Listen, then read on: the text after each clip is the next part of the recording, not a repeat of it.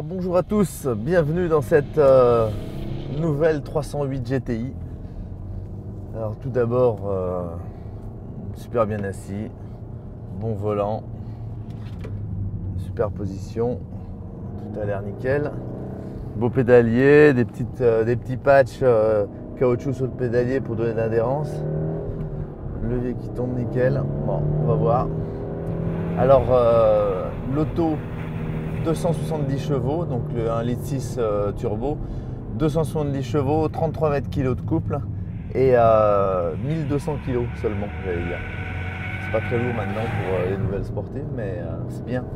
C'est au moins 100 kg, c'est presque 100 kg plus léger que ses concurrentes. Et bon, c'est pas la plus coupleuse parce que c'est un petit 1600, mais pas la plus puissante non plus, mais on va voir ce que ça donne.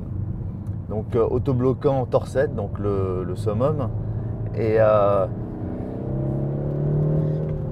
des freins made in Peugeot, on va voir ce que ça donne aussi, et un châssis made in Peugeot, et ça normalement ils nous ont habitués à faire des voitures qui étaient bien. Déjà là on rentre dans un coup dans 3, l'arrière bien, pas mal du tout, on rentre sur les freins. Nickel, on va rejoindre le point de corde sans surbraquer. En 2, tout passe par terre.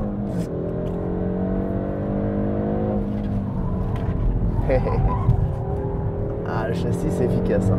Ça a l'air. En amortissement, c'est très bien géré. On sent un bon travail sur les basses vitesses. On a sur les dernières autos, ils nous avaient. On avait senti une petite perte d'efficacité sur la gestion de l'amortissement, et ils étaient venus sur une voiture avec la RCZ, une voiture un peu plus commune dans le sens avec un tempérament un peu sous-vireur, et là tout de suite ça, en tout cas c'est ultra efficace en termes de gestion de plateforme. Les amortisseurs font super bien leur travail. En même temps, on sent que c'est pas trop parce que ça va pouvoir aller sur la route aussi. Mais c'est très bien géré. La voiture est très très efficace. Moi, j'aime beaucoup. Après, c'est pas aussi joueur qu'une Mégane, par exemple. Ça, les vrais sportifs vont dire que dans une épingle comme celle qu'on vient de passer, on aimerait que l'arrière vienne un peu plus.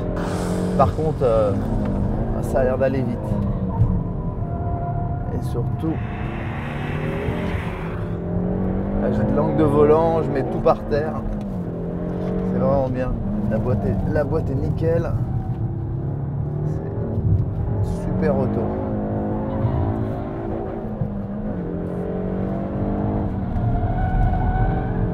Sur les freins, ça pose l'avant. Et l'avant ne tire pas tout droit. Et ça, c'est vraiment ultra agréable. On rentre sur les freins et la voiture tourne quand même. Léger sous sur les gaz, mais pas grand chose. Tu mets tout par terre. Le moteur fait un beau bruit, une belle sonorité. Ils sont bien travaillés, le bruit à l'échappement.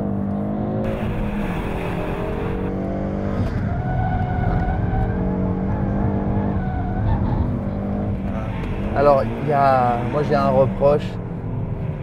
petit reproche parce que dans une traction, je trouve que c'est obligatoire. J'aurais aimé un frein à main mécanique là-dedans. Quand on rentre dans les épingles, on peut pas faire venir la voiture. Au moins juste à déclencher, quoi. Quand on est sur une route de montagne, c'est quand même sympa de pouvoir en profiter. Là, on va essayer, mais il n'y a rien qui se passe, forcément. Bon, voilà le détail qui tue. Non, bah, qui tue pas, mais ça, pour aller au bout des choses, un petit frein à main mécanique, ça aurait été le top. Par contre, les sensations pédales, le frein est limite trop assisté. Par contre, quand on appuie fort dessus, il est très précis. mais limite trop assisté pour les petites pressions. Et par contre, la gestion de la DA, le volant, je trouve seulement parfaite. Parfaite. Là, on a exactement tout ce qui se passe sous les roues. La DA la direction assistée absorbe pas toutes les sensations. Et au volant, c'est vraiment plaisant à conduire. Donc bravo, je suis vraiment emballé par cette nouvelle auto. C'est bien plus efficace et bien plus sportif que l'était la RCZ.